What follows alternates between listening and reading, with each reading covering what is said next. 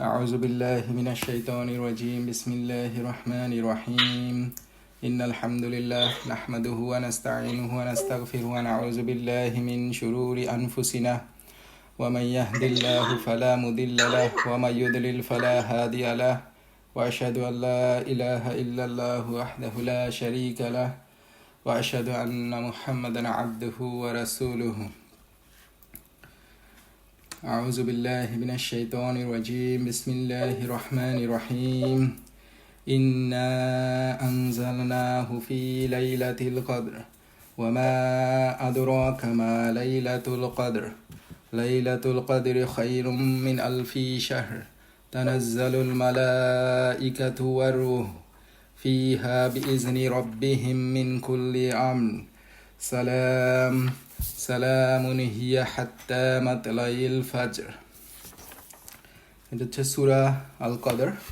এখানে আল্লাহ তাআলা সূরা আল কদরে বলছেন যে নিশ্চয়ই আমি ইহা অবতীর্ণ করেছি মহিমান্বিত রাতে। অর্থাৎ কুরআন শরীফের কথা আল্লাহ তাআলা বলছেন এক মহিমান্বিত রাতে অবতীর্ণ করছেন, এবং এটা এতটাই মহিমান্বিত রাত যেই রাতটা হচ্ছে 1000 মাস অপেক্ষা উত্তম। এবং ওই রাতে ফেরেশতারা এবং রূহ তাদের নিজ নিজ রবের অনুমতিক্রমে তারা পৃথিবীতে আসে, অবতীর্ণ হয় এবং তারা ফজর পর্যন্ত তারা অবস্থান করে এবং সেই সময় পর্যন্ত শান্তি বিরাজ করে। তো এখানে আমরা আল্লাহ তাআলা কুরআন নাজিলের ঘোষণা দিচ্ছেন, এবং এই কুরআন এই মহাগ্রন্থ আল্লাহ তাআলা এই শবে কদরের রাতে নাজিল করছেন। লাহে মাহফুজ থেকে প্রথম আসমানে এটাকে নাজিল করা হয়েছে। এবং আমরা জানি যে এই রামাদান মাসটা মহিমান্বিত হচ্ছে এই কুরআনের জন্য। এটা হচ্ছে কুরআন নাজিলের মাস। সো এটাই হচ্ছে কুরআনের বরত্বের একটা উদাহরণ যে কুরআন হচ্ছে এই মানব জাতি আমাদের জন্য আল্লাহ তাআলা প্রেরণ করছেন, যেটা হচ্ছে আমাদের মুক্তির দিশারি, যেটাকে আমরা আমাদের লাইফে এস্টাবলিশ করব এবং আমাদের পার্সোনাল, সোশ্যাল, ইকোনমিক সব ধরনের লাইফে কুরআনকে রিফ্লেক্ট করতে হবে। এবং এটাই হচ্ছে আলটিমেট গাইডেন্স যেটা আল্লাহ তাআলা তার পক্ষ থেকে আমাদের কাছে পাঠাইছেন। তো আমরা যদি আদম আলাইহিস সালাম থেকে শুরু করে সব নবী রাসূলের সিলসিলাগুলো দেখি, আল্লাহ তাআলা বিভিন্ন রাসূলের মধ্যে বিভিন্ন সময় কিতাব দান করছেন।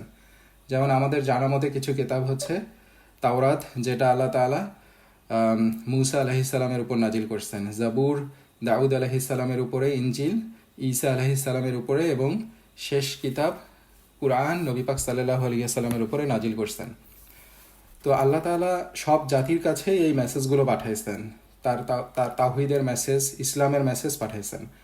তো যখন বিভিন্ন কিতাবীরা যখন তাদের পথ থেকে পদচ্যুত হয়ে গেছে, তাদের গ্রন্থকে, কিতাবকে বিকৃত করে ফেলছে, তখন আল্লাহ তাআলা সেটাকে রিফ্রেশ করার জন্য নতুনভাবে নবী রাসূলকে পাঠাইছেন। তো এইরকমই যখন আইএমএ জাহেলিয়াতের যুগ চলে আসছে, তখন মানুষকে মুক্তির দিশারি হিসেবে নবী পাক সাল্লাল্লাহু আলাইহি ওয়াসাল্লামকে পাঠাইছেন, এবং শেষ জামানা পর্যন্ত মানুষকে ফলো করার জন্য একটা গাইডেন্স দিয়ে দিয়েছেন, যেটা হচ্ছে আল কুরআন। এবং আল কুরআনটা হচ্ছে আল্লাহর বাণী, অর্থাৎ এইখানেই আসলে এটার মাহাত্ম্যটা এইটুকুতে এইটা দিয়েই আসলে রিফ্লেক্ট করে যে এটা হচ্ছে আল্লাহর বাণী। তা আল্লাহকে যে এই পুরো বিশ্ব ব্রহ্মাণ্ড সৃষ্টি করছেন, 7 আসমান এবং জমিনকে সৃষ্টি করছেন, যিনি মানুষকে জীবন দান করছেন এবং সুন্দর গঠনে সৃষ্টি করছেন, যিনি শুধুমাত্র মানুষ না, যত মাখলুকাত আছে, যত সৃষ্টি আছে, সব সৃষ্টিকে সৃষ্টি করছেন এবং এমনভাবে সৃষ্টি করছেন যেটার জন্য কোনো সময় এবং পরিশ্রম করতে হয় নাই। আল্লাহ তাআলা শুধু বলছেন হও, এবং সেটা সাথে সাথে এস্টাবলিশড হয়ে গেছে। সো এই মহান আল্লাহ তিনি স্বয়ং কথা বলতেছেন, সেই মহান আল্লাহ স্বয়ং অ্যাডভাইস দিচ্ছেন। এবং আমরা যখন কুরআন খুলব তখন আমরা সেইটাই দেখতে পারি, আমরা আমাদের মহান স্রষ্টার কথা এখানে দেখতে পাচ্ছি। আল্লাহ যেটা বলছেন তার বাণী, সেগুলো কুরআনের মধ্যে লিপিবদ্ধ হয়ে আছে। তার মানে আমি যদি আমার স্রষ্টার সাথে কথা বলতে চাই, বা স্রষ্টা আমাকে কি বলছে এটা যদি জানতে চাই, আমাকে কুরআন খুলতে হবে। কুরআন খুলে দেখলেই আমি আমার স্রষ্টার সাথে কথা বলতে পারবো, বা আমার স্রষ্টা আমাকে কি বলছে সেটা জানতে পারবো। তো আজকে আমরা যেটা আলোচনা করব ইনশাআল্লাহ 35-40 মিনিটের মধ্যে, সেটা হচ্ছে যে এই কুরআনের ইম্পর্টেন্সটা, আমরা আসলে কুরআনকে কিভাবে আমরা কুরআনকে নিজেদের জীবনে নিয়ে আসছি, কিন্তু কিভাবে আসলে নিয়ে আসা উচিত ছিল এবং আমরা এটাকে কিভাবে আমাদের কোরআনে নিয়ে আসতে পারি, এটার গুরুত্বটা কি, এখানে আমাদের কিছু করণীয় আছে কিনা, এই ব্যাপারে কিছু রিফ্লেকশন নিয়ে আসা। তো আমরা ইনশাল্লাহ যদি দেখি যে আগের কালের অন্য জাতিগুলোর ক্ষেত্রে কি হয়েছিল, আল্লাহ তাআলা সূরা সূরা বাকারায় আল্লাহ তাআলা বর্ণনা করছেন ৭৮ নম্বর আয়াতে, যেখানে আল্লাহ বলছেন যে তোমাদের কিছু লোক নিরক্ষর, তারা মিথ্যা আকাঙ্ক্ষা ছাড়া আল্লাহর গ্রন্থের কিছুই জানে না, তাদের কাছে কল্পনা ছাড়া কিছুই নেই। তো এইখানে যে আল্লাহ তাআলা কিছু মানুষের কথা বর্ণনা করছেন যে যারা আসলে আল্লাহর গ্রন্থের কিছুই জানে না এবং তাদের মধ্যে শুধু ফলস ডিজায়ার আছে, মিথ্যা আকাঙ্ক্ষা আছে এবং তারা কল্পনা করে, হ্যাঁ, কিন্তু আল্লাহর গ্রন্থের যে মেসেজ এটা তারা উপলব্ধি করতে পারে না। তো এটা তাফসিরটা হচ্ছে, এটা আসলে নাজিল হয়েছিল আহলে কিতাবদের জন্য, যারা হচ্ছে খ্রিস্টান এবং ইহুদি ছিল। তো তারা আসলে শুধুমাত্র তাদের কাছে আল্লাহর কিতাব ছিল, কিন্তু সেগুলোকে তারা শুধু দুনিয়ার উদ্দেশ্যে ব্যবহার করছে। সেগুলোকে তারা শেষ নবী সাল্লাল্লাহু আলাইহি ওয়াসাল্লামের সম্পর্কে সেখানে লেখা ছিল, আল্লাহর যে বিধানগুলো সেখানে লেখা ছিল এগুলোকে তারা বিকৃত করে ফেলতো এবং তারা সেটা থেকে কোনো আদেশ গ্রহণ করে নাই। হ্যাঁ, সো এই জন্য আল্লাহ তাআলা তাদেরকে নিরক্ষর বলছেন, এখানে অশিক্ষিত বলছেন। এর মানে তাফসীরকারকরা যেটা বলছেন যে এর মানে এই না যে তারা আসলে লিখতে পড়তে জানে না, তারা আসলে তারা অশিক্ষিত বা নিরক্ষর এই জন্য যে তাদের আন্ডারস্ট্যান্ডিং নাই, তাদের ওই বইয়ের কিতাবের কোনো আন্ডারস্ট্যান্ডিং নাই। তারা হয়তো সেটা পড়ে, তারা হয়তো সেটা মুখস্থ করে, কিন্তু আলটিমেটলি সেটা থেকে কি বলছে এইটা তারা উপলব্ধি করে না এবং এইটা তাদের নিজেদের জীবনের মধ্যে রিফ্লেক্ট করে না। এটা মোতাবেক তারা নিজেরা এটা মোতাবেক চলে না। তারা হয়তো শুধু তিলাওয়াত করে এবং সময়ে সময়ে তারা দুনিয়ার উদ্দেশ্যে যেটুকু কাজে লাগে বা দুনিয়ার উদ্দেশ্যে সেটাকে যেভাবে চেঞ্জ করতে হয় সেভাবে চেঞ্জ করে তারা ব্যবহার করে। তা এখন আমরা যদি মানে আমাদের এখনকার সময়ের সাথে মিলাই, তো আমাদের অবস্থাটাও আসলে অনেকাংশে সেই রকম হয়ে গেছে কিনা, আমরাও আসলে কোরআনকে শুধুমাত্র রিসাইটেশনের মধ্যেই রাখছি কিনা, আমরা আসলে কোরআনটা বুঝে পড়তেছি কিনা বা কোরআনের যে মেসেজ সেটা নিচ্ছে কিনা।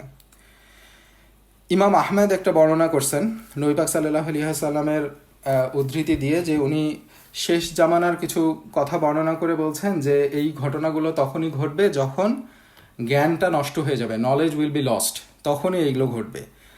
তখন একজন সাহাবা ইবনে লুবাইদ রাদিয়াল্লাহু তাআলা আনহু ওনাকে জিজ্ঞাসা করছেন যে নলেজ আসলে কিভাবে নষ্ট হয়ে যাবে, জ্ঞান আসলে কিভাবে নষ্ট হয়ে যাবে, কারণ আমাদেরকে আল্লাহ তাআলা কুরআন দিচ্ছেন, আমরা কুরআন পড়তেছি, আমরা কুরআন আমাদের ছেলে মেয়েদেরকে পড়ানো শিখাচ্ছি এবং সেইটা তাদের যে ডিসেন্ডেন্টরা আসবে, পরবর্তী সময়ে যারা আসবে তাদেরকে তারা এটা শিখাবে, তাহলে কিভাবে এটা জ্ঞানটা নষ্ট হয়ে যাবে।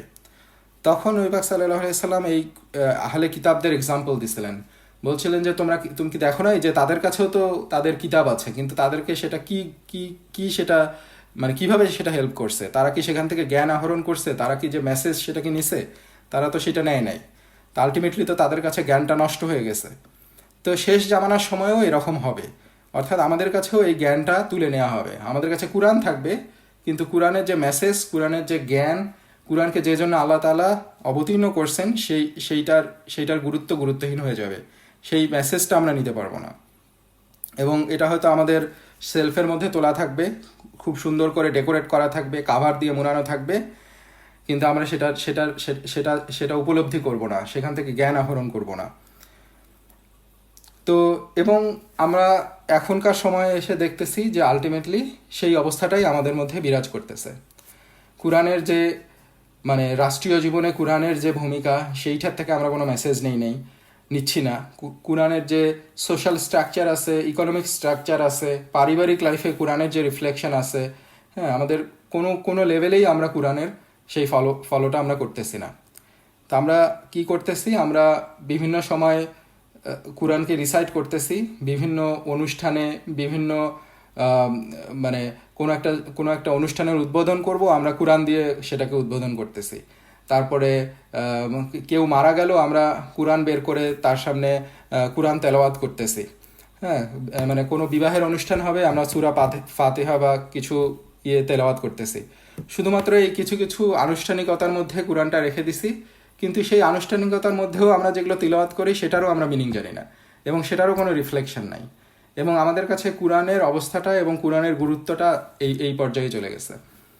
আমরা যদি চিন্তা করি যে আলটিমেটলি আমরা কি বুঝলাম, যে আমরা কি জানি, যে আলটিমেটলি কোরআন হচ্ছে আল্লাহ তাআলা যে মেসেজটা আমাকে দিছেন, আমি আমার লাইফে যে মেসেজটা ইমপ্লিমেন্ট করব। অথচ আমি সারা মাস চলে যাচ্ছে, সারা বছর চলে যাচ্ছে, আমার লাইফের একটা বড় অংশ চলে গেছে, আমি আসলে এই মেসেজটা যেটা আল্লাহ তাআলা আমাকে গাইড হিসেবে দিছেন সেইটা আমি কতটুকু বুঝে বুঝে পড়ছি, কতটুকু এটা থেকে মেসেজ নেওয়ার চেষ্টা করছি। তো এটা কি একটা অ্যামেজিংলি মানে সারপ্রাইজিং জিনিস না, যে মানে যেটা হচ্ছে পুরো মানে পুরো মানব জাতির সৃষ্টি, মানে কিয়ামতের আগ পর্যন্ত যত মানুষ আসবে তাদের জন্য হচ্ছে একটা গাইডেন্স, অথচ সেই গাইডেন্সটা, সেই মিরাকুলাস গাইডেন্সটা আমি বুঝতেছি না, বা আমি সেটা নিজের লাইফে রিফ্লেক্ট করতেছি না, বা সেটা পড়ে দেখতেছি না। অথচ আমরা লিটারেট হিসেবে, আমরা যারা স্কুল কলেজে যাই, গেছি, পড়াশোনা করছি, মানে কি বলবো, কলেজ, তারপরে university, masters, PhD, doctor, engineer, সব কিছুই হয়ে গেছি। অথচ এই জন্য আমাদেরকে কত পড়াশোনা করতে হয়েছে, বছরের পর বছর, 20-25 বছর ধরে আমাদেরকে পড়াশোনা করতে হয়েছে, আমরা সেটা করছি। কিন্তু আলটিমেটলি যেটা মুক্তির দিশারি, যেটা হচ্ছে আল্লাহর কথা, হ্যাঁ, এই পুরো 7 আসমান এবং জমিন, নবমণ্ডল, সব কিছু স্রষ্টার কথা, তার কথাটা আমরা বুঝে পড়ি নাই বা পড়ি না। সো এটা আসলে এটাই কন্টেমপ্লেট করা, যে এটা আসলে কি মেক সেন্স করে, মানে এটা একমাত্র কি আমরা কোনো ধোকার মধ্যে না থাকলে কি এটা কখনো পসিবল হয়? কারণ কোনো একটা বই যেটা বাজারে আসে, কোনো একটা রাইটারের বই যেটা হয়তো খুবই পপুলার হয়ে যায়, আমরা সেটাও কিনে পড়ি, সেটা নিয়েও আলোচনা করি, সেটা নিয়েও বিভিন্ন ধরনের ডিসকাশন করি। হ্যাঁ, অথচ আমরা কুরআন যেটা হচ্ছে মানে একটা মিরাকল, ইটসেলফ একটা মিরাকল, কুরআনের একটা মিরাকল হচ্ছে, এর যে মিরাকল এটা বর্ণনা করেও শেষ করা যায় না, এটাও একটা মিরাকল। সেই মিরাকুলাস বইটা আমরা সেইভাবে পড়ে দেখি নাই, বা সেইভাবে আমরা সেটাকে বোঝার চেষ্টা করি না। আল্লাহ তাআলা সূরা সোয়াদের 29 নম্বর আয়াতে বর্ণনা করছেন যে এটি একটি বরকতময় কিতাব, যা আমি আপনার প্রতি বরকত হিসেবে অবতীর্ণ করেছি, যাতে মানুষ এর আয়াতসমূহ লক্ষ্য করে এবং বুদ্ধিমানগণ যেন তা অনুধাবন করে। তো আল্লাহ তাআলা কুরআনকে কেন নাজিল করছেন সেটা বর্ণনা করে দিচ্ছেন, যে এটা হচ্ছে বরকত হিসেবে আল্লাহ তাআলা আমাদের কাছে দিচ্ছেন, এবং আমরা যখন কুরআনকে অধ্যয়ন করব তখন আমি আমার লাইফের মধ্যে বরকত পাবো, এবং আমি আমার পার্সোনাল লাইফে বরকত পাবো, আমার পার্সোনাল লাইফের প্রত্যেকটা আসপেক্টে বরকত আসবে, আমাদের সোসাইটিতে যখন এটাকে ফলো করা হবে সোসাইটির মধ্যে বরকত আসবে, যখন আমাদের রাষ্ট্রে এটাকে ফলো করা হবে রাষ্ট্রে বরকত আসবে, যখন এটা পুরো পৃথিবীতে ফলো করা হবে তখন পৃথিবী জুড়ে শান্তি বিরাজ করবে। হ্যাঁ, তো এবং আল্লাহ তাআলা সেটাই বলে দিচ্ছে যে বুদ্ধিমানগণ যেন তা অনুধাবন করে। তার মানে যাদের জ্ঞান আছে, যারা বুদ্ধিমান, যাদের মধ্যে ইন্টেলেক্ট আছে, মানুষ আসলে কেন নিজেকে শ্রেষ্ঠ মনে করে, বা আমরা কেন আসলে অন্যদের থেকে আলাদা? কারণ আমরা হচ্ছি আল্লাহ তাআলা আমাদেরকে বুদ্ধি দিছেন, ইন্টেলেক্ট দিছেন। সো আমরা এই বুদ্ধির জন্য আলটিমেটলি অন্যদের থেকে আলাদা হয়েছি। সো এই জন্যই আল্লাহ তাআলা আমাদের কাছে এই কুরআন নাজিল করছেন। কিন্তু আমরা জানি যে কিয়ামতের দিন কিছু কিছু মানুষ থাকবে যারা বলতে থাকবে যে আমি তো আমার বুদ্ধিকে কোনো কাজে লাগাই নাই। সো আমাদেরকে যে জ্ঞান দান করা হয়েছে, আমাদের যে চোখ, কর্ণ, মানে আমাদের যে ইন্দ্রিয়গুলো দেওয়া হয়েছে, এগুলো কোনোটাকেই আমরা কাজে লাগাই নাই।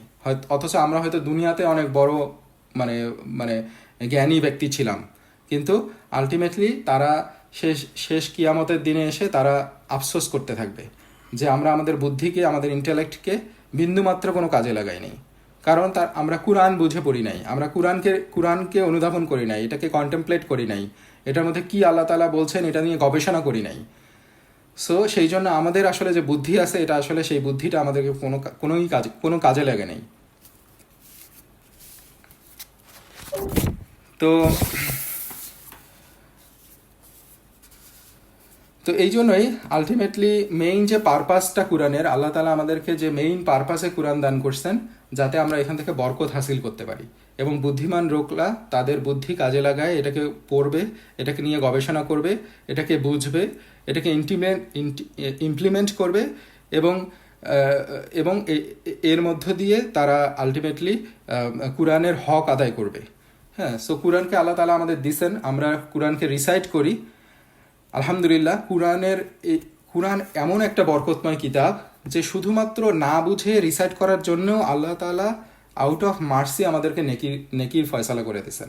আমরা যখন বলবো আলিফ লাম মিম, তখন প্রত্যেকটা হরফের জন্য আল্লাহ তাআলা 10 করে নেকি দিচ্ছেন। Itself rewarding. কিন্তু শুধুমাত্র রিসাইট করার জন্য তো আল্লাহ তাআলা কুরআনটা দান করেন নাই। কুরআনের মূল উদ্দেশ্য হচ্ছে এটা থেকে আমরা যাতে মেসেজটা গ্রহণ করি। সো এই জন্যই আমাদেরকে কুরআনে ফিরে আসতে হবে। আমরা যদি আমাদের লাইফে যদি সাকসেস পেতে চাই এই দুনিয়ায় এবং আখিরাতে, কুরআনকে নিয়ে আমাদের কন্টেমপ্লেট করতে হবে, কুরআনকে নিয়ে চিন্তা করতে হবে, গবেষণা করতে হবে। সাহাবারা কুরআনকে কিভাবে স্টাডি করতেন? তো এখানে আবদুল্লাহ ইবনে ওমর রাদিয়াল্লাহু তাআলা আনহুর ঘটনা বর্ণনা আসছে যে উনি একবার উনি যেটা বলছেন যে আমার 14 বছর লাগছে সূরা ফাতিহা মেমোরাইজ করতে। 14 বছর লাগছে। আবদুল্লাহ ইবনে ওমর, যিনি হচ্ছেন ওয়ান অফ দ্য স্কলার, যার স্কলারলি অপিনিয়নগুলো আমরা ফলো করি, হ্যাঁ, তাফসিরের ক্ষেত্রে, কুরআনের আন্ডারস্ট্যান্ডিংয়ের ক্ষেত্রে, হ্যাঁ, তো তার 14 বছর লাগছে সূরা বাকারা মেমোরাইজ করতে। এবং উনি যখন সূরা বাকারা মেমোরাইজ করা শেষ করছেন, তখন উনি এতটাই হ্যাপি হয়েছেন, খুশি হয়েছেন যে উনি অন্যান্যদের, তার ফ্রেন্ড সার্কেলের অন্যান্যদের ইনভাইট করছেন এবং একটা উট জবেহ করে তাদেরকে আপ্যায়ন করছেন। এটা তাদের জন্য একটা বড় পাওয়া ছিল। এখন কথা হচ্ছে যে 14 বছর কেন লাগলো তাকে এটা করতে? তো এক তাবেঈন বর্ণনা করছেন যে উনি অনেক সাহাবার কাছে শুনছেন সাহাবারা কিভাবে কুরআন পড়তেন।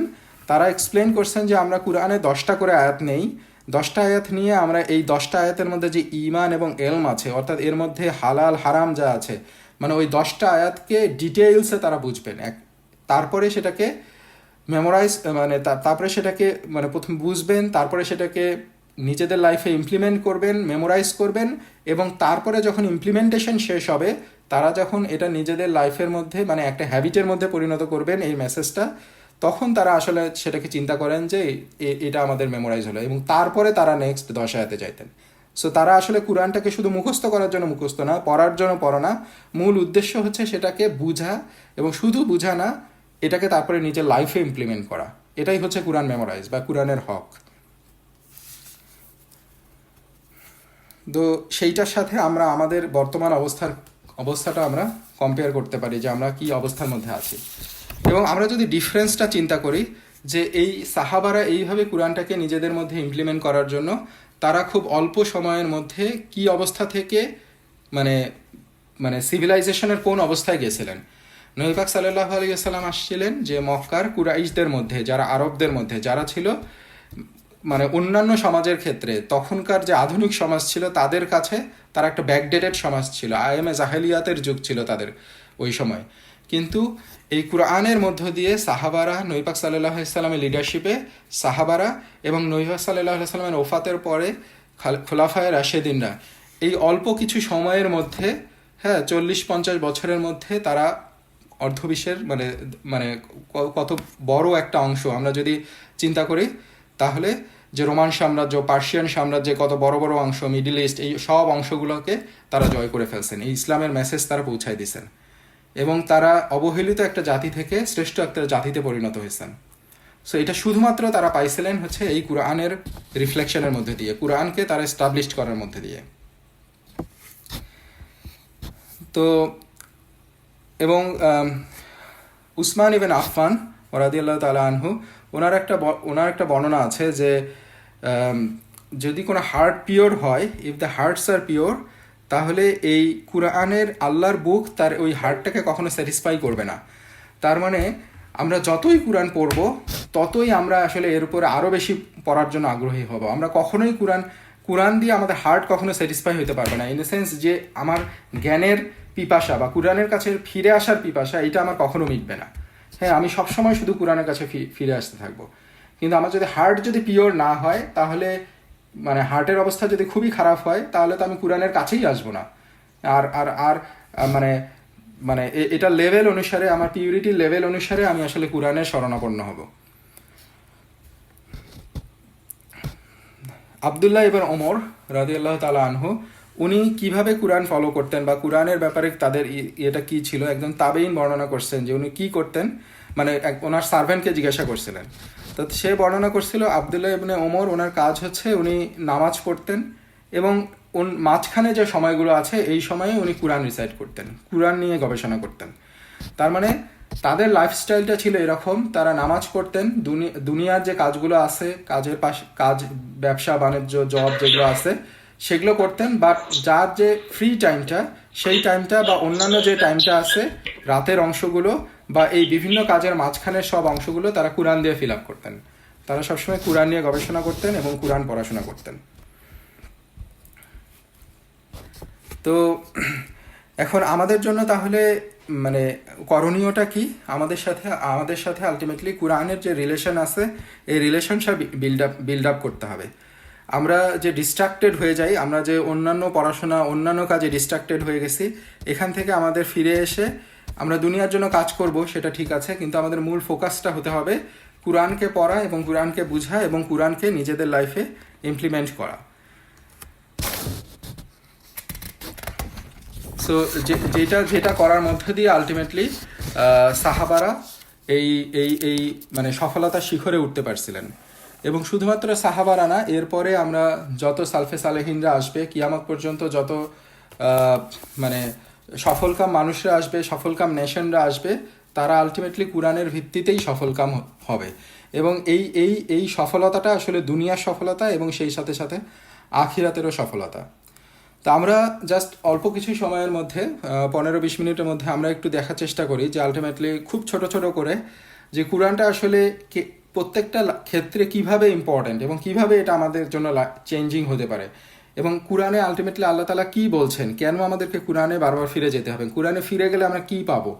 সো আমরা যদি দেখি যে আমরা যদি প্রথমে সবচেয়ে আপার লেভেল থেকে শুরু করি যে কোরআনের মানে পুরো পৃথিবীতে কোরআনের যে ভূমিকাটা মানে থাকা উচিত ছিল বা অলরেডি ছিল এস্টাবলিশড, সেটা যদি আমরা দেখি যে আমরা কোরআন ফলো করার কারণে খোলাফায়ে রাশিদিন বা সাহাবা রাদিয়াল্লাহু তাআলা আনহুম এবং তারপরের যে প্রজন্মরা আছে, যারা সফলকাম প্রজন্ম আছে, তারা আলটিমেটলি কোরআনের উপর ভিত্তি করেই তারা পুরো বিশ্বকে শাসন করছেন, পুরো বিশ্বের মধ্যে ইসলামকে ছড়াই দিচ্ছেন এবং পুরো বিশ্বের মধ্যে মুসলিমরা তখন মাথা উঁচু করে ছিল। আল্লাহ তাআলা তাদেরকে দুনিয়াতে সম্মান দান করছেন। কিন্তু আস্তে আস্তে যখন আমরা কোরআন থেকে দূরে সরে গেছি, কোরআনের মেসেজ থেকে দূরে সরে গেছি এবং সেটা প্রত্যেক ক্ষেত্রে দূরে সরে গেছি, আলটিমেটলি আমরা এখন হিউমিলিয়েটেড জাতিতে পরিণত হয়েছি। কোরআন যতদিন ছিল, কোরআনকে ফলো করা হয়েছে, আমাদের মধ্যে যতদিন পর্যন্ত খিলাফত ছিল, সেই প্রথম বিশ্বযুদ্ধের পর থেকে যখন আমাদের মধ্যে থেকে খিলাফা দূরে সরে গেল, লাস্ট 100 বছর প্লাস এই সময়টা আমরা একটা হিউমিলিয়েটেড জাতিতে পরিণত হয়েছি। এবং এটার মূল কারণ হচ্ছে আল্লাহ তাআলা যে আমাদেরকে মেসেজ দিছেন এই কোরআন, আমরা কোরআন থেকে দূরে সরে আসছি। আমরা কোরআনকে গবেষণা করি নাই, কোরআনের মেসেজটা আহরণ করি নাই। সো আমরা যদি আলটিমেটলি আবারও দুনিয়ায় শান্তি ফিরে পেতে চাই, এবং আমরা সেটাই দেখছি যে এখন দুনিয়ার অবস্থা কি অবস্থায় চলে গেছে। দুনিয়ার বিশৃঙ্খলা থেকে শুরু করে, মুসলিমদের হিউমিলিয়েশন থেকে শুরু করে, মানবজাতির অধপতন থেকে শুরু করে আমরা কোন অবস্থায় বিরাজ করতেছি। সো আমরা যদি আবারও আমাদের ওই সোনালী যুগে ফিরে যেতে চাই, আমরা যদি আবারও দুনিয়ায় শান্তি চাই, আমরা যদি আবারও সম্মানের সাথে বাঁচতে চাই, আমাদেরকে কোরআনের কাছে ফিরে আসতে হবে, যেইটা আসলে এই মানব জাতিকে বা এই মুসলিম জাতিকে সম্মানিত করছে। সো এটা কোরআনের ভিত্তিতেই হবে এবং কোরআনের কাছেই আসতে হবে। এবং আল্লাহ তাআলা সেটা কাউকে না কাউকে দিয়ে এটা করাবেন, কারণ আল্লাহর ওয়াদা হচ্ছে যে আল্লাহ তাআলা এই দিনকে জয়ী করবেন। আল্লাহ তাআলা এই দিনকে, ইসলামকে জয়ী করছেন, কাফেরদের উপরে জয়ী করছেন, দুনিয়ায় প্রতিষ্ঠিত করছেন, এবং সেটা 1300 বছর প্লাস সময় ধরে দুনিয়াতে ছিল। কিন্তু আমাদের গাফেলতির জন্য, কোরআন থেকে দূরে সরে আসার জন্য আল্লাহ তাআলা এখন আমাদেরকে হিউমিলিয়েটেড করছেন। কিন্তু আল্লাহ তাআলা তার কিছু পছন্দের বান্দার মধ্য দিয়ে, যারা কোরআনকে ফলো করবে, তাদের মধ্য দিয়ে এই পৃথিবীতে আবার এই দিনকে প্রতিষ্ঠা করবেন। এখন কোশ্চেন হচ্ছে যে আমরা সেটার পার্ট হতে পারবো কিনা, আমরা সেটার কোনো অংশ আছি কিনা। সো আমরা যদি এটার পার্ট হতে চাই, আমরা যদি নবী পাক সাল্লাল্লাহু আলাইহি ওয়াসাল্লামের সুসংবাদপ্রাপ্ত যাদের জন্য সুসংবাদ দিচ্ছেন তাদের কাতারে দাঁড়াতে চাই, দুনিয়াতে আবার ইসলামকে ফিরে আনতে চাই, দুনিয়ায় যদি আবার শান্তি প্রতিষ্ঠায় অংশ নিতে চাই, তাহলে আমাদের কোরআনের কাছে ফিরে আসতে হবে। আমরা যদি কোরআনে থেকে ফিরে আসার জন্য আমাদের কি অবস্থা, আমরা যদি রাষ্ট্রের ক্ষেত্রে চিন্তা করি যে আমাদের রাষ্ট্রের প্রেক্ষাপটে আমরা আসলে কিভাবে ডেভিয়েটেড হয়ে গেছি এবং কিভাবে আমরা আসলে শান্তি থেকে দূরে চলে আসছি। আমরা আমাদের শাসন ব্যবস্থা, রাষ্ট্রের যে শাসন ব্যবস্থা, সেখানে কোরআনের কোনো ভূমিকা নাই। অথচ আমাদেরকে আল্লাহ তাআলা সৃষ্টি করলেন এবং আল্লাহ তাআলা আমাদেরকে কিছু মানে তার সৃষ্টি হিসেবে দাস হিসেবে আমাদেরকে কিছু করণীয় আদেশ দিলেন, অথচ সেইটা আমরা ফলো না করে আমরা আসলে উল্টা রাস্তায় হাঁটতেছি। আমরা সেটাকে বৃদ্ধাঙ্গুলি দেখায় সেইটার থেকে নিজেদের পাণ্ডিত্য জাহির করতেছি, নিজেদের শাসন ব্যবস্থা তৈরি করতেছি। সো আল্লাহ তালা আমাদেরকে সূরা মাঈদার 44, 45, 46, 47 নম্বর আয়াতগুলোতে আল্লাহ তালা বর্ণনা করছেন যে যেসব লোক আল্লাহ যা অবতীর্ণ করেছেন তদানুযায়ী ফয়সালা করে না তারা কাফের। এরপরে আল্লাহ তালা আবার আরেক ধাপে গিয়ে বর্ণনা করছেন যে যেসব লোক আল্লাহ যা অবতীর্ণ করেছেন তদানুযায়ী ফয়সালা করে না তারা জালেম, তাদেরকে জালেম বলছেন। এবং আবারও 47 নম্বর আয়াতে বলছেন তদানুযায়ী ফয়সালা করে না তারা হচ্ছে পাপাচারী। অর্থাৎ যারা আল্লাহর আইন দিয়ে শাসন ব্যবস্থা তৈরি করবে না, যেটা আমরা আমাদের রাষ্ট্র ব্যবস্থায় প্রচলন করতে পারি নাই বা স্টাবলিশ করতে পারি নাই, তারা আল্লাহ তালা বলছেন যে তারা কাফের, তারা জালেম অথবা তারা ফাসেক। সো এক একটা আমরা যদি এটা ডিটেইলসে তাফসিরে যাই তাহলে এক একটা অবস্থার উপর ডিপেন্ড করে এক একটা বিশ্বাস এবং তার মানে কিভাবে সে এটাকে গ্রহণ করতেছে সেটার উপর ডিপেন্ড করে সে হয় কাফের, না হলে জালেম, না হলে ফাসেক। সো এই হচ্ছে, অথচ এই শাসন ব্যবস্থা আমাদেরকে কি দিছে? এই শাসন ব্যবস্থা আমাদেরকে মানে আমরা কি এই শাসন ব্যবস্থায় হ্যাপি হইতে পারছি? আমরা কি এই শাসন ব্যবস্থার আন্ডারে নিজেদেরকে নিরাপদ ফিল করতেছি? আমরা নিরাপদ ফিল করতেছি না। আমরা আমাদের সমাজের মধ্যে অবস্থা দেখতেছি, আমাদের দেশের অবস্থা দেখতেছি, পুরো বিশ্বের প্রত্যেকটা দেশের অবস্থা দেখতেছি। সো এই আল্লাহর যে আইন, আল্লাহর যে বিধান, এই কুরআন থেকে আমরা দূরে সরে আসছি। কারণ এই কুরআনের এই আয়াতগুলো কিন্তু আমরা পড়ি, আমরা কুরআন খতম দেই, কুরআন তেলাওয়াত করি, এই একই আয়াত যেগুলো আমি বললাম এগুলো আরবিতে আমরা তিলাওয়াত করি। অথচ এইখান থেকে কি আমরা মেসেজটা নিছি? তা আমরা যদি মেসেজটা না নেই তাহলে তিলাওয়াত করলাম, অথচ এটাতে না বিশ্বাস করলাম, না এটা বুঝলাম, না এটা ইমপ্লিমেন্ট করলাম, তাহলে আলটিমেটলি আমরা কি ওই কাতারে পড়ে গেলাম কিনা যে শেষ কি আমাদের জীবনে আমরা মাথা চাপড়া আর বলবো যে আমাদেরকে তো তুমি বুদ্ধি দিছিলে, অথচ এই বুদ্ধি আমাদের কোনো কাজেই আসে নাই। আমরা যদি আমাদের অর্থ ব্যবস্থার দিকে তাকাই, আমরা কোন অর্থ ব্যবস্থা আমাদের মধ্যে ইমপ্লিমেন্ট করছি? আল্লাহ তাআলা কুরআনে বলছেন সূরা বাকারায়, হে বিশ্বাস স্থাপনকারীগণ, আল্লাহকে ভয় করো এবং যদি তোমরা মুমিন হও তবে সুদের মধ্যে যে অবশিষ্ট আছে তা বর্জন করো, কিন্তু যদি না করো তাহলে আল্লাহ তার রাসূলের পক্ষ থেকে যুদ্ধ সম্বন্ধে সাবধান হও। তা আল্লাহ তাআলা এখানে সুদের এগেনস্টে যুদ্ধ ঘোষণা করছেন, আল্লাহ এবং তার রাসূলের পক্ষ থেকে যুদ্ধের ঘোষণা। কত সিভিয়ার! আল্লাহ তাআলা সুদকে ধ্বংস করছেন এবং আল্লাহ তাআলা সেটাই সূরা বাকারার 276 নম্বর আয়াতে সেটা আল্লাহ বলছেন যে আল্লাহ তাআলা সুদকে নিশ্চিহ্ন করেন এবং দান খয়রাতকে বর্ধিত করেন। সো আল্লাহ তাআলা সুদকে ধ্বংস করছেন কিন্তু দান খয়রাত, সাদাকা, জাকাত এগুলোকে বর্ধন করছেন। অথচ আমরা এখন সুদ ভিত্তিক ব্যবস্থার মধ্যে ঢুকে গেছি।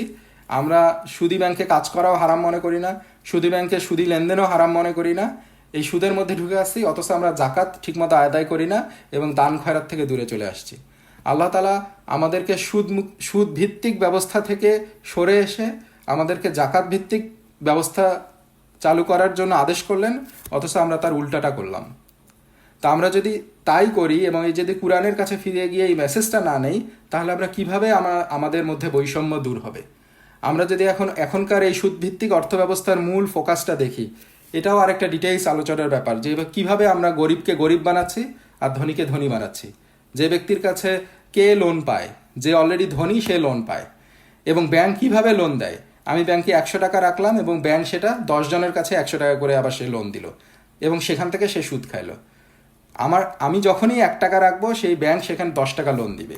এমন না যে ওই ব্যাংক 1 টাকা লোন আরেকজনকে দিচ্ছে। ব্যাংকের এমন ক্ষমতা দেওয়া হয়েছে সে আকাশ থেকে টাকা তৈরি করবে, ডিজিট তৈরি করবে। শুধুমাত্র ব্যাংকের আমাদের এখন কি অ্যাকাউন্টে কয়েকটা নাম্বার, এটার না আছে কোনো এক্সিস্টেন্স, না আছে টাকা, ক্যাশ টাকায় এটার কোনো মানে বাস্তবতা, না আছে সোনা রূপার ক্ষেত্রে রিফ্লেকশন। এই জন্য আমরা যখন ব্যাংকে টাকা তুলতে যাই 5 লাখ টাকা চাই, ব্যাংক টাকা দিতে পারে না, কারণ এটার কোনো অস্তিত্বই নাই। অথচ এগুলোর উপরে তারা মানুষের কাছ থেকে সুদ নিচ্ছে। এইভাবে তারা আলটিমেটলি আরও আস্তে আস্তে ধনী হচ্ছে এবং যারা গরিব তার টিনের চাল খুলে নিয়ে যাচ্ছে। সো এই হচ্ছে এই ব্যবস্থা, মানে আমরা এই ডেমোক্রেসি বা এই সুদভিত্তিক ব্যবস্থা আমাদেরকে এইটা উপহার দিছে। অথচ আল্লাহ তাআলা কুরআনের মধ্যে, আমরা কুরআন খুললেই আজকে দেখতে পারবো সবার কাছেই কুরআন আছে, আল্লাহ তাআলা বলছেন সুদকে আল্লাহ ধ্বংস করছেন এবং দান খয়রাতকে বৃদ্ধি করছেন, জাকাতকে বৃদ্ধি করছেন। এবং তাই হয়েছে যখন সাহাবারা এটাকে ইমপ্লিমেন্ট করছেন, ওমর রাদিয়াল্লাহু তাআলা আনহুর সময় ইয়েমেনের গভর্নর যে ছিল সে জাকাত সংগ্রহ করে ওমর রাদিয়াল্লাহু তাআলা আনহুর কাছে পাঠাইছে মদিনায়। ওমর রাদিয়াল্লাহু তাআলা আনহু ক্ষিপ্ত হয়ে গেছেন যে তুমি জাকাত ইয়েমেন থেকে তুলে আমার কাছে কেন পাঠাইছো? জাকাত হচ্ছে যেখান থেকে তুলছো সেখানকার গরিবদের মধ্যে বিতরণ করবা। তুমি কি আমাকে খুশি করার জন্য জাকাত আমার কাছে পাঠাইছো যে আমি এটা সংগ্রহ করছি? তখন ইয়েমেনের গভর্নর বলছেন, ইয়া আমিরুল মুমিনিন, আমি আপনাকে খুশি করার জন্য দেই নাই, আমার তো এখানে জাকাত দেওয়ার কোনো লোকই নাই। সো ইসলাম এমন এক ব্যবস্থা আমাদেরকে দিল, এই গরিব মানে নিরক্ষর জাতিকে এমনভাবে পরিবর্তন করে ফেললো, মাত্র কয়েক দশকের মধ্যে সেখানে জাকাত নেওয়ারও কোনো লোক নাই। অথচ আমরা সেই ব্যবস্থা থেকে দূরে সরে এসে আমরা এমন ব্যবস্থার মধ্যে নিজেদেরকে ডুবাই ফেলছি যে এই ব্যবস্থা আমাদের ধনীকে ধনী করতেছে, গরিবকে গরিব করতেছে। আজকে কত মানুষের টাকার অভাব নাই, কিন্তু আমরা যদি পার্সেন্টের হিসেবে দেখি, অনলি হয়তো 1%ও মানুষ না যারা হচ্ছে এই ধনীর কাতারে আছে, যারা এই কোটি কোটি মিলিয়ন মিলিয়ন ডলারের মানে সুখ ভোগ করতেছে। সো এই জন্যই আমরা যদি এই ব্যবস্থার পরিবর্তন চাই, আমাদেরকে কোরআনের কাছে ফিরে আসতে হবে। আমরা যদি আমাদের শিক্ষা ব্যবস্থার দিকে তাকাই, আমাদের রাষ্ট্রে যে শিক্ষা ব্যবস্থা চালু করছি, আমরা আমাদের ছেলে মেয়েদেরকে যে শিক্ষা দিচ্ছি, সেই শিক্ষার মধ্যে ইসলামের অংশ কোথায়? ইসলামে যখন আমি অঙ্ক করি, তখন আমি অঙ্ক করি যে 5% হারে সুদে, এই পাটিগণিত আমরা এগুলো করে আসছি। অথচ আমাদেরকে সুদের অঙ্ক শেখানো হয়েছে, অথচ আমাদেরকে জাকাতের হিসাব শেখানো হয় নাই। আমাদের এই শাসন ব্যবস্থা যখন করা হয়েছে, আমাদের যখন ডেমোক্রেসি শেখানো হয়েছে, সেকুলারিজমের অন্যান্য পার্টগুলো শেখানো হয়েছে, অথচ ইসলামী শাসন ব্যবস্থার পার্ট সেখানে কোথায়? আমাদেরকে যখন সামাজিক ব্যবস্থা শেখানো হয়েছে, তখন আমরা অন্যান্য সামাজিক কালচার নিয়ে শিখছি, সেখানে আমাদের ইসলামিক কালচারের অবস্থা কোথায়? আমরা যে এই 15-20 বছর যে পড়াশোনা করি এই সেকুলার সিস্টেমে, সেখানে ইসলামের ভূমিকা কোথায়?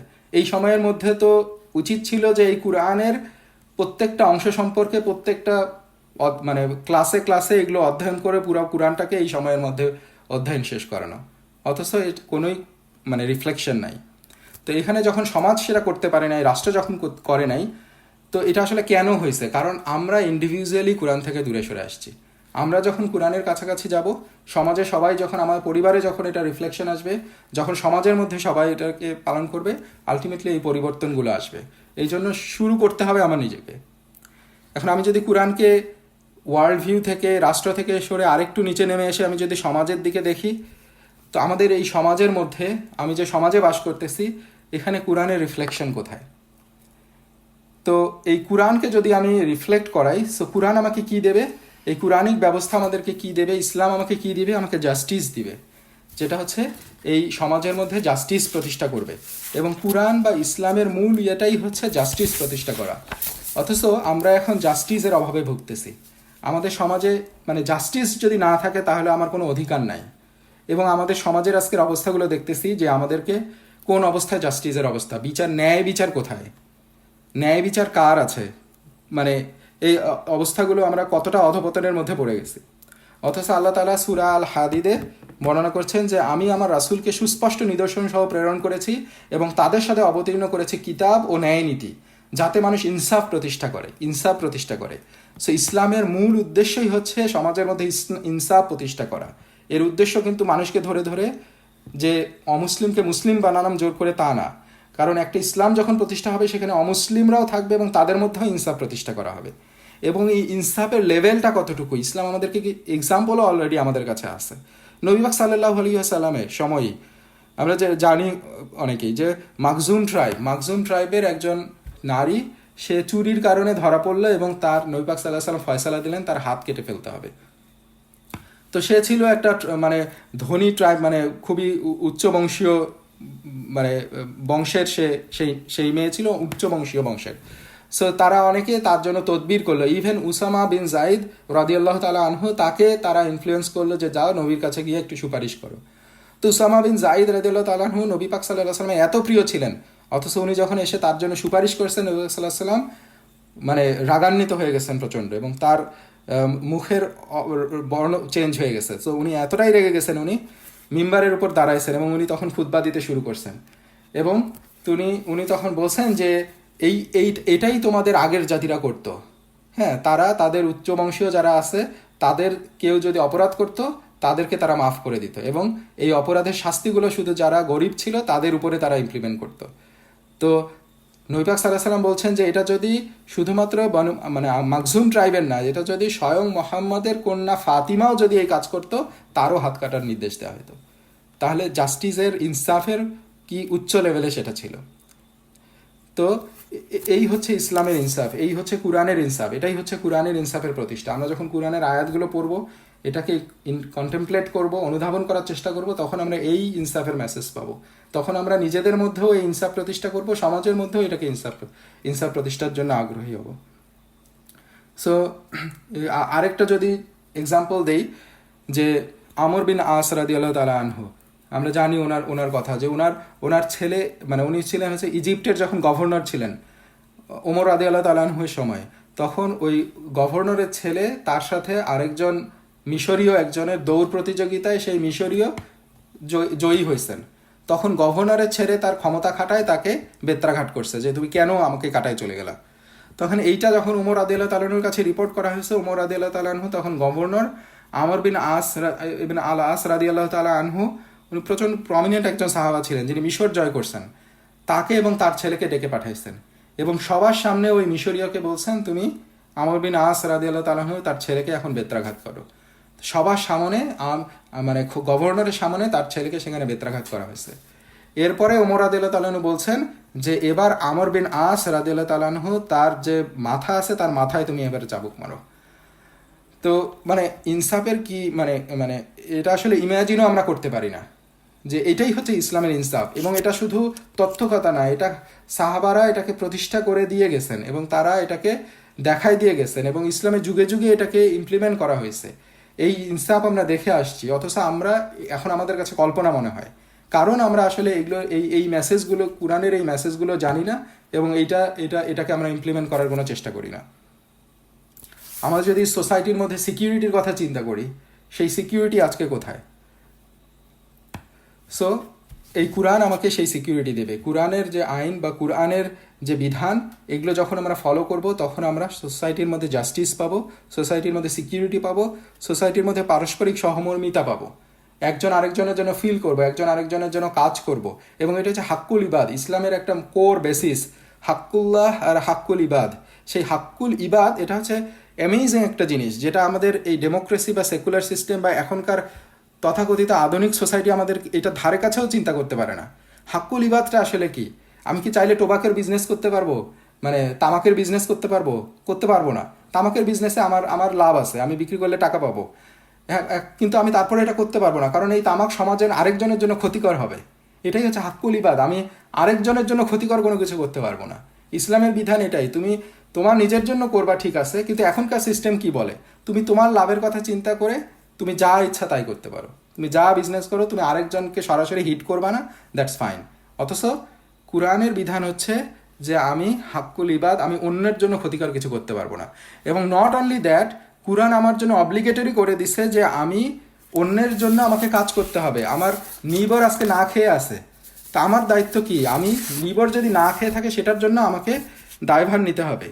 হ্যাঁ, আল্লাহ তাআলা কুরআনে সূরা বাকারার কি বলছেন, যে তোমরা তোমাদের মুখমণ্ডল পূর্ব বা পশ্চিম দিকে প্রত্যাবর্তিত করো, তাতে পুণ্য নেই, বরং পুণ্য তার যে ব্যক্তি আল্লাহ, পরকাল, ফেরেশতাগণ, কিতাব ও নবীগণের প্রতি বিশ্বাস স্থাপন করে এবং তারই প্রেমে আত্মীয় স্বজন, পিতৃহীনগণ মানে এতিম, দরিদ্রগণ, পথিক ও ভিক্ষুকদের এবং দাসত্ব মোচনের জন্য ধন সম্পদ দান করে।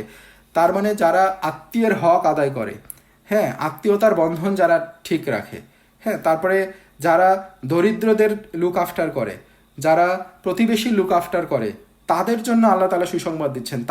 এটাই হচ্ছে আসল পুণ্য। এবং এগুলো যদি কেউ না করে, কেউ যদি আত্মীয়ের খবর না রাখে, আত্মীয়ের সাথে সম্পর্ক ছিন্নকারীকে, যে আত্মীয়ের সাথে খোঁজখবর নিল না, দেখভাল করলো না, সে জাহান্নামী। তার মানে হচ্ছে আলটিমেট ডিস্ট্রাকশন। তার মানে তার জন্য এটা ফরজ, তাকে এটা করতেই হবে। অথচ আমি যদি এখনকার সিস্টেম আমাকে কি বলে, আমি যদি কোনো আত্মীয়ের খোঁজ না নেই, সে কষ্টে আছে, আমি কিছু করলাম না, আমার কি জেল জরিমানা হবে? আমার পাশের বাসা না খেয়ে আছে, আমি যদি তার জন্য কিছু না করি, আমার কি জেল জরিমানা হবে? তার মানে আমি এখনকার যে আধুনিক সমাজ যেটা বলতেছে যে মানবতার সমাজ, সেই সমাজ এই জিনিসগুলোর কোনো তোয়াক্কাই করে না।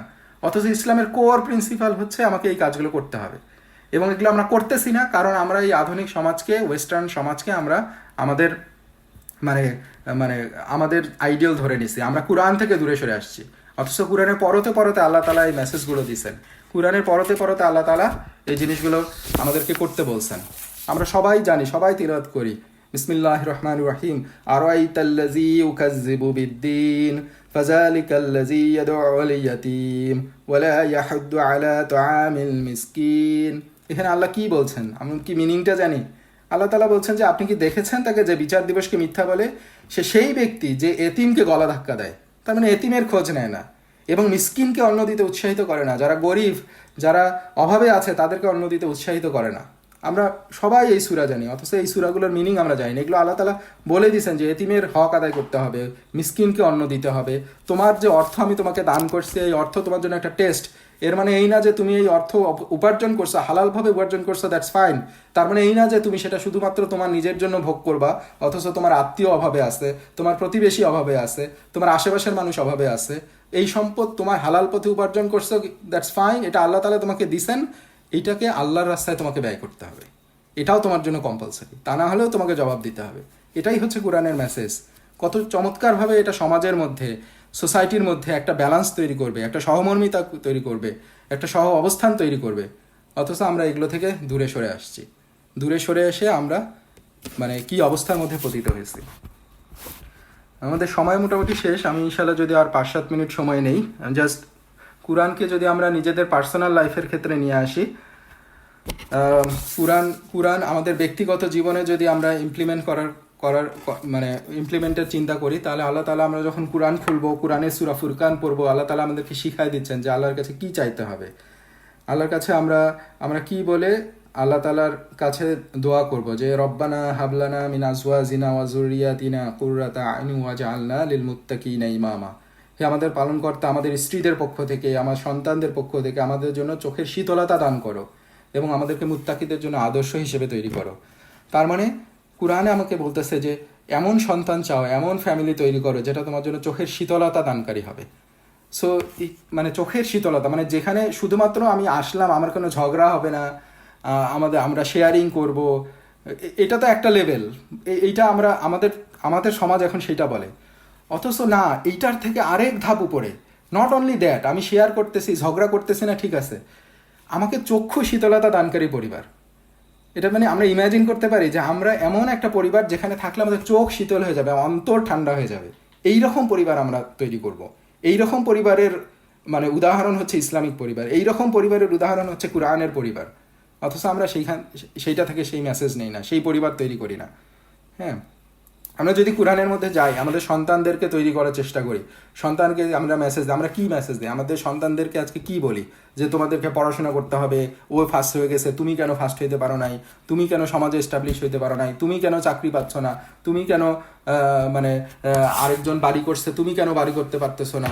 হ্যাঁ, আরেকজনের এত সম্পদ আছে, তোমার কেন সম্পদ নাই? এইসব হচ্ছে আমাদের সন্তানদের জন্য নসিহা। এবং তারা যখন এগুলো অ্যাচিভ করে, তারা যখন পরীক্ষায় ফার্স্ট হয় বা যখন বাড়ি করে, যখন ভালো চাকরি পায়, এটাই হচ্ছে তাদের সাকসেস।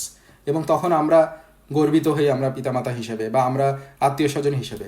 অথচ লুকমান ওনার ছেলেকে, জ্ঞানী ব্যক্তি, উনি কুরআনে আল্লাহ তাআলা তাকে শিখাই দিচ্ছেন এবং উনি তার সন্তানকে কি সদুপদেশ দিচ্ছেন। উনি বলতেছেন যে আল্লাহ তাআলা মানে যখন লুকমান, এটা হচ্ছে লুকমান সূরা লোকমানের 13 নম্বর আয়াত থেকে বর্ণনাগুলো আসছে। যখন লোকমান উপদেশ ছেলে তার পুত্রকে বলল, হে বৎস, আল্লাহর সাথে শরিক করো না, নিশ্চয়ই আল্লাহর সাথে শরিক করা মহান নয়। এটা হচ্ছে প্রধান মূল মেসেজ, মূল নসিহা প্রত্যেকটা মাতাপিতা হিসেবে বা গার্ডিয়ান হিসেবে তার সন্তানদেরকে। তারপরেই আল্লাহ তাআলা শরিক করার পরেই আল্লাহ তাআলা উনি কি বলছেন যে আর আমি মানুষকে তার পিতামাতার সাথে সদ্ব্যবহারের জন্য জোর নির্দেশ দিয়েছি। তার মাতা তাকে কষ্টের পর কষ্ট করে ধারণ করেছে। হ্যাঁ, তার দুধ ছাড়ানো হয় 2 বছরে। নির্দেশ দিয়েছি যে আমার প্রতি ও তোমার পিতামাতার প্রতি কৃতজ্ঞ হও, অবশেষে আমারই নিকট ফিরে আসতে হবে। এরপরে 16 নম্বর আয়াতে বলছেন যে হে বৎস, কোনো বস্তু যদি সরিষার দ্বারা পরিমাণও হয়, অথবা তা যদি থাকে প্রস্তর গর্ভে অথবা আকাশে অথবা ভূগর্ভে, তবে আল্লাহ তা উপস্থিত করবেন। নিশ্চয়ই আল্লাহ গোপন ভেদ জানেন, সব কিছুর খবর রাখেন।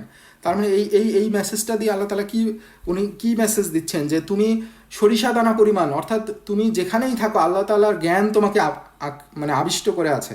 তুমি কোথাও আল্লাহ তাআলার থেকে দূরে সরতে পারবে না। তুমি তার মানে কি, আমি আমার নিজের পার্সোনাল কোনো আমি পাপের মধ্যে ঢুকবো না, আমি সোসাইটির মধ্যে কোনো পাপ কাজ করবো না, কোনো অন্যায় করবো না। আল্লাহর জ্ঞান সেখানে উপস্থিত, সবখানেই উপস্থিত। তার মানে সে ইন অ্যান্ড আউট একটা পারফেক্ট বান্দা হিসেবে মানে পাপ থেকে দূরে সরে আসা একটা বান্দা হিসেবে তাকে তৈরি করবে, তার সন্তানকে তৈরি করবে। তারপর বলছেন, হে বৎস, নামাজ কায়েম করো, সৎ কাজে আদেশ দাও, মন্দ কাজে নিষেধ করো, বিপদ আপদে সবর করো, নিশ্চয়ই এটা সাহসিকতার কাজ। কত উত্তম উপদেশ! নামাজ কায়েম করবে, মানুষকে সৎ কাজের আদেশ করবে, মন্দ কাজে নিষেধ করবে, এবং বিপদ আপদ যখন আসবে তখন সবর করবে, ধৈর্য ধারণ করবে। তারপরে আরও উপদেশ দিচ্ছেন, অহংকার বশে তুমি মানুষকে অবজ্ঞা করো না এবং পৃথিবীতে গর্ব ভরে পদাচরণ করো না। নিশ্চয়ই আল্লাহ কোনো দাম্ভিক অহংকারীকে পছন্দ করেন না। পদচারণায় মধ্যবর্তিতা অবলম্বন করো এবং কণ্ঠস্বর নিচু করো। তো এই হচ্ছে লুকমান তার সন্তানকে উপদেশ দিচ্ছেন, এবং এটা আল্লাহ তাআলা তাকে এই জ্ঞানটা দান করছেন। সো এর বিনিময়ে সে কেমন সন্তান পাবে? যেই সন্তান তার জন্য চোখের শীতলতার সন্তান হবে, যেই সন্তান তাকে কুরআনে আল্লাহ তাআলা আরেক জায়গায় গিয়ে বর্ণনা করছেন যে তোমার প্রতিপালক আদেশ করেছেন যে তাকে ছাড়া অন্য কারো ইবাদত করো না এবং পিতামাতার সাথে সৎ ব্যবহার করো। তাদের মধ্যে কেউ অথবা উভয়ই যদি তাদের তোমার জীবদ্দশায় বার্ধক্যে উপনীত হয়, তবে তাদেরকে শব্দটিও বলো না, এবং তাদেরকে ধমক দিও না, এবং বলো তাদেরকে শিষ্টাচারপূর্ণ কথা। সো এটাকে আমরা ইমাজিন করতে পারি যে আবার যদি আমরা রিফ্লেক্ট করি যে কুরআন বলতেছে যে তোমার পিতামাতার সাথে তুমি শব্দটাও বলতে পারবা না, এটাও হারাম বলা। শব্দটা তার মানে পিতামাতা যখন বৃদ্ধাবস্থায় আসবে, তারা কাপড় নষ্ট করবে, তারা অসুস্থ হবে, তারা বিভিন্ন আবদার করবে, তার বিনিময়ে আমি তাদেরকে শব্দটা বলতে পারবো না।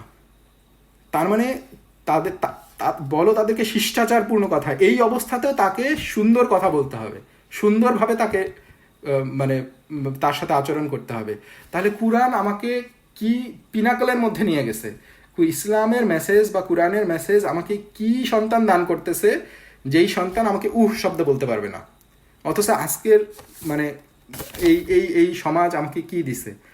আমরা পিতামাতা হিসেবে যখন আমরা ইয়াং থাকি, যখন আমরা হয়তো অনেকে ফিল করি না, আমরা তখন সন্তানদেরকে দেখতে চাই যে সে বড় বড় লেভেলে গেছে, সমাজে অর্থবান হয়েছে, এটাতে হয়তো আমাদের শান্তি। কিন্তু আমরা যখন বৃদ্ধাবস্থায় আসি, তখন আমরা বুঝতে পারি যে আমরা কি সন্তান আসলে তৈরি করছি।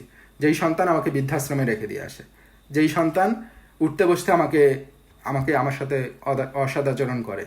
সো মানে সমাজের তো এখন অবস্থাটা এইরকম, যে সন্তান আমার খোঁজখবর নেয় না।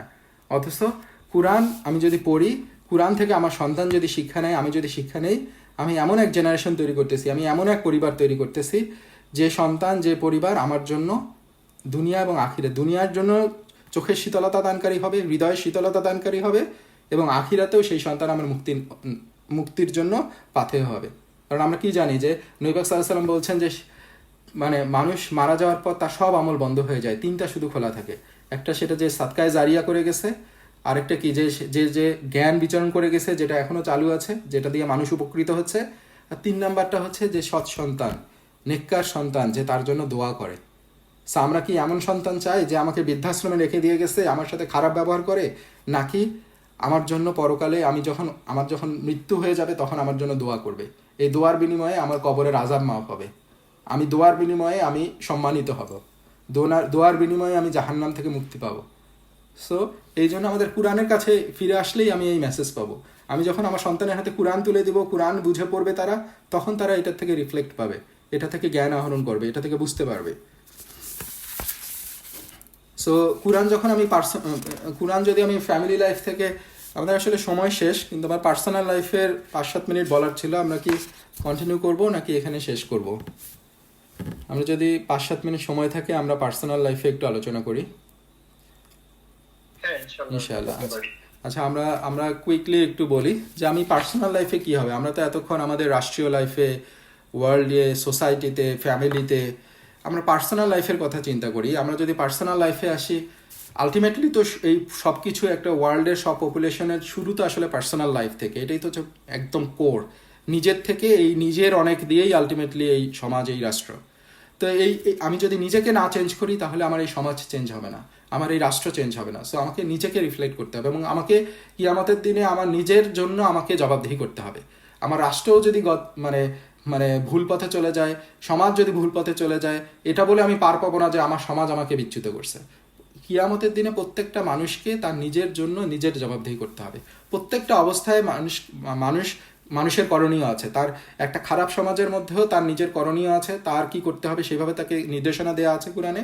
একটা ভালো সমাজের মধ্যেও তার কি করণীয়, কি কি করতে হবে, তার মুক্তির পথ কি, সেটাও নির্দেশনা দেওয়া আছে। সো প্রত্যেকটা মানুষকে আমাদেরকে রিফ্লেক্ট করতে হবে কোরআন দিয়ে, এবং কোরআনের মেসেজটা নিতে হবে, এবং কোরআন থেকে জ্ঞান আহরণ করে আমাকে নিজেকে সাজাইতে হবে। সো আমাদের এই পার্সোনাল লাইফে কোরআনের কন্টেমপ্লেশনটা নিয়ে আসতে হবে, এবং আমরা যখন কোরআন পড়বো পরতে পরতে আমরা আমার স্রষ্টাকে চিনতে পারবো, আল্লাহর যে শ্রেষ্ঠত্ব এটা সম্পর্কে আমি অনুধাবন করতে পারবো। কারণ আল্লাহ বিভিন্ন এক্সাম্পল দিয়ে তার বিভিন্ন সিফাত বর্ণনা করে কোরআনের প্রথম থেকে শেষ পর্যন্ত তাকে বর্ণনা করছেন। সো এটাই তো আমার উৎস, আমার জ্ঞানের উৎস কি? আমার জ্ঞানের উৎস হচ্ছে, আল্লাহকে চেনার উৎস হচ্ছে কোরআন। এটাই আমার কাছে আছে, এবং এই কোরআন যখন আমি পড়বো আমার স্রষ্টাকে আমি তত বেশি চিনতে পারবো। সো এই কোরআন আমার জন্য আল্লাহ তাআলা আমার আসলে অবস্থাটা কি, আমি কি আসলে ভালো অবস্থার মধ্যে আছি নাকি খারাপ অবস্থার দিকে চলে যাচ্ছি, এই জিনিসগুলো আমি কয়েকটা সূরা এখানে তুলে আনছিলাম, খুব বেশি সময় নেই, আমি জাস্ট তারপরেও দুই একটা বলি। যে আমরা যখন দেখব যে আমরা মানে প্রাচুর্যের লালসা আমাদেরকে গাফেল করে রাখছে, আমরা যখন অর্থবিত্ত অর্জনের জন্য আমাদের সময় আমরা গাফেল হয়ে আছি, আমরা এটার মধ্যে ঢুকে পড়ছি, আমরা যখন কোরআন খুলবো, আমি কয়েকটা সূরা যেগুলো আমরা সবাই জানি, মানে লাস্টের সূরাগুলো, এগুলো থেকেও যদি আমরা একটু দেখি, যে সূরা তাকাসুর আল্লাহ তাআলা কি বলছেন, বিসমিল্লাহির রহমানির রহিম, আলহাকুমুত তাকাসুর হাত্তা যুরতুমুল মাকাবির কাল্লা সাউফা তা'লামুন সুম্মা কাল্লা সাউফা তা'লামুন কাল্লা লাউ তা'লামুনা ইলমাল ইয়াকিন। প্রাচুর্যের লালসা তোমাদেরকে গাফেল রাখে, এমনকি তোমরা কবরস্থানে পৌঁছে যাও। এটা কখনো উচিত নয়, তোমরা সত্যেরই জেনে যাবে। অতঃপর এটা কখনো উচিত নয়, তোমরা সত্যেরই জেনে যাবে। কখনোই নয়, যদি তোমরা নিশ্চিত জানতে। তার মানে প্রাচুর্যের লালসা আমাদেরকে গাফেল করে রাখছে, এবং এমন অবস্থা যে আমরা কবর পর্যন্ত পৌঁছায় যাওয়া পর্যন্ত আমরা সম্পদ করতেছি। আমি যদি কোরআনে এসে এটা পড়ি, আল্লাহ তাআলা এটা আমার সাথে কথা বলতেছেন, আমাকে বলতেছেন, তাহলে এটা রিফ্লেকশন আমার মধ্যে আসবে। অথচ আমি কোরআন যদি না পড়ি, কোরআন যদি বুঝে না পড়ি, হয়তো আমি এই কোরআন রিসাইট করি এই আয়াত, কিন্তু এটাতে আল্লাহ কী বলতেছেন আমরা জানি না। সেইটা যদি না করি, তাহলে আমরা কে আমাকে এই মেসেজটা দিবে? আমার স্রষ্টার থেকে কে আমাকে বেশি পাওয়ারফুল কিছু বলতে পারবে? হ্যাঁ, অন্য কেউ বললে যেটা রিফ্লেকশন আসবে, আমি যদি কোরআন বুঝে পড়ি এবং কোরআনে আল্লাহ কি বলতেছেন এটা যদি নিজের কন্টেমপ্লেট করি, যখন একাকি থাকবো আমি বুঝে এটাকে বোঝার চেষ্টা করব, তখন এই চেঞ্জটা আমার মধ্যে আসবে। আমরা যখন বিজনেস করতেছি, আমাদের সমাজে দেখি, বাজারে, সবখানে মানুষ আরেকজনকে ঠকানোর চেষ্টা করতেছে। এটা ঠকানোটাই হচ্ছে সফল কাম। যে বেশি ঠকাইতে পারবে সে বেশি ভালো বিজনেসম্যান। হ্যাঁ, অথচ আল্লাহ তাআলা সূরাত মুতাফফিফিন কি বলে শুরু করছেন, বিসমিল্লাহির রহমানির রহিম, ওয়াইলুল লিল মুতাফফিফিন আল্লাযীনা ইযা কাতালু আলান নাসি ইস্তাউফুন ওয়া ইযা কালুহুম আও ওয়াজানুহুম ইখসিরুন আলা ইয়াজুন্নু উলাইকা আন্নাহুম মাবউসুন লিয়াউমিন আযীম ইয়াউমা ইয়াকুমুন নাসু লিরাব্বিল আলামিন। যারা মাপে কম করে তাদের জন্য দুর্ভোগ, যারা লোকের কাছে যখন মেপে নেয় তখন পূর্ণ মাত্রায় মেপে নেয়, এবং যখন লোকদেরকে মেপে দেয় কিংবা ওজন করে দেয় তখন কম করে দেয়। তারা কি চিন্তা করে না সে পুনরুত্থিত হবে সেই মহাদিবসে, যেদিন মানুষ দাঁড়াবে তার বিশ্ব পালনকর্তার সামনে?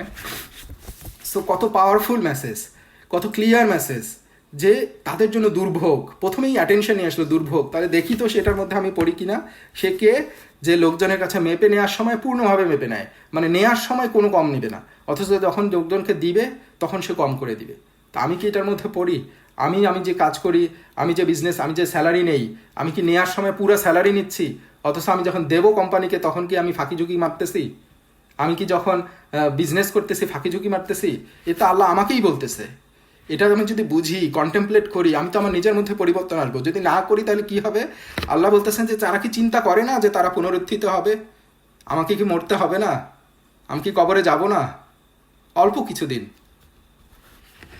সেই মহাদিবসে যেদিন মানুষ দাঁড়াবে তার বিশ্ব পালনকর্তার সামনে, আমি যখন একসাথে হই আমাদের বন্ধু সার্কেলে, অন্যান্যদের সামনে মানুষের পরনিন্দা করি, গীবত করি, হ্যাঁ, এইসব করতে থাকি, এটা মানে কালচার সবার মধ্যে, ছোট বড় সবার মধ্যে। বিসমিল্লাহির রহমানির রহিম। ওয়াইলুল লিকুল্লি হুমাযাতিল লুমাযাহ আল্লাযী জামা'a মালাহু ওয়া'আদ্দাদাহ ইয়াহসাবু আন্না মালাহু আখলাদাহ কাল্লা লায়ুনবাদান্না ফিল হুতামাহ ওয়া মা আদরাকা মাল হুতামাহ نار الله الموقدة প্রত্যেক পশ্চাতে ও সম্মুখে পরনিন্দাকারীদের দুর্ভোগ, যারা মানুষের পরনিন্দা করবে, চগলখুরি করবে, যে অর্থ সঞ্চিত করে ও গণনা করে, সে মনে করে যে তার অর্থ চিরকাল তার সাথে থাকবে। কখনো না, সে অবশ্যই নিক্ষিপ্ত হবে পৃষ্ঠকারীর মধ্যে। আপনি কি জানেন পৃষ্ঠকারীকে? এটা আল্লাহর প্রজ্বলিত অগ্নি, জাহান্নামের অগ্নি। সো এই ধরনের কন্টেমপ্লেশনগুলো আমাদের মধ্যে আনতে হবে। আমরা যদি কোরআন পড়ি, এই শুদ্ধিগুলো নিজের মধ্যে নিয়ে আসতে পারি, আমরা কত একটা বেটার মানুষ হব, একটা কত বেটার হিউম্যান বিং হব।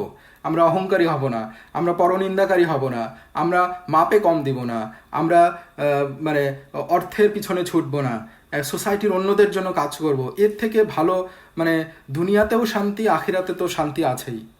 এবং এগুলো যখন আমরা করব, আল্লাহ তাআলা আমাদের জন্য সাহায্য পাঠাবেন। আমরা যখন এতিম অবস্থায় থাকি, আল্লাহই আমাদেরকে সাহায্য করেন। আমরা যখন পথ হারাই ফেলি, আল্লাহই আমাদেরকে সাহায্য করেন।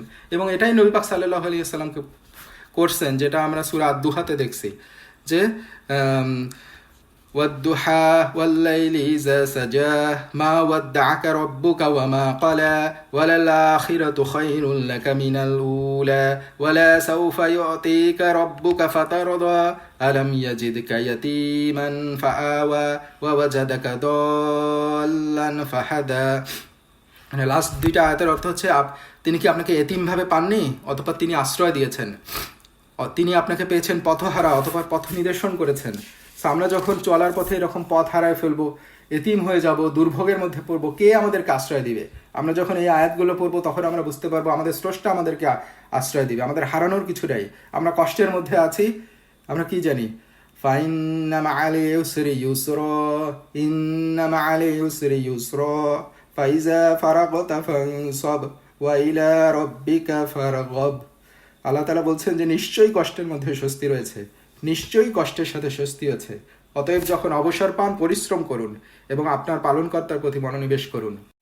তো আল্লাহ তাআলা আমাদেরকে কষ্ট করতে বলছেন, আল্লাহ তাআলা আমাদেরকে পরিশ্রম করতে বলছেন। কারণ এই পরিশ্রমের মধ্যে আমরা যখন আল্লাহর রাস্তায় পরিশ্রম করব, আল্লাহ তাআলা এই কষ্টের মধ্যেই স্বস্তি রাখছেন। আল্লাহ তাআলা কনফার্ম করতেছেন নিশ্চয়ই কষ্টের সাথে স্বস্তি আছে। সো আল্লাহ তাআলা আমাদেরকে সেই স্বস্তি দান করবেন। সো এটা দুনিয়াতেও দান করবেন, আর না হলে আখিরাতে তো আছেই। এবং আমরা যা করব, যা কাজ করব, যা কষ্ট করব, সেটা যত ক্ষুদ্র পরিমাণই হোক না কেন, সেটার রিফ্লেকশন আমাদের মধ্যে থাকবে, সেটা আমরা দেখতে পারবো। আল্লাহ তাআলা বলছেন যে ফামাই আমাল মিসকালা যাররাতিন খায়রান ইয়ারাহ ওয়া মাই আমাল মিসকালা যাররাতিন শাররান ইয়ারাহ। যে অনুপরিমাণ সৎকর্ম করবে সেটাও সে দেখতে পারবে, আর যে অনুপরিমাণ অসৎকর্ম করবে সেটাও সে দেখতে পারবে। তাহলে আমাদের হারানোর কিছু নাই। আমরা যখন এগুলো জানবো, এগুলো নিয়ে কন্টেমপ্লেট করব, তখন আমরা এগুলো আল্লাহর কাছে ফিরে আসার জন্য আমরা আগ্রহী হব, নিজেদের মধ্যে চেঞ্জ আনার চেষ্টা করব। আল্লাহ তাআলা সূরা ইনফিতারে বলছেন যে ইয়া আইয়ুহাল ইনসানু মা গারওয়াকা বিরাব্বিকাল কারীম আল্লাযী খালাকাকা ফাসাওয়াকা ফাআদালাক। হে মানুষ, কিসে তোমাকে তোমার মহামহিম পালনকর্তা সম্পর্কে বিভ্রান্ত করলো? কি নিয়ে আমরা বিভ্রান্ত হয়ে আছি? কি সম্পদ আমাকে বিভ্রান্ত করলো? কি সোশ্যাল স্ট্যাটাস আমাকে বিভ্রান্ত করলো? কি আমাদের সন্তানরা আমাকে বিভ্রান্ত করলো? কি আমাদের মানে এখনকার কালচার আমাকে বিভ্রান্ত করলো? হ্যাঁ, কিসে তোমাকে বিভ্রান্ত করলো?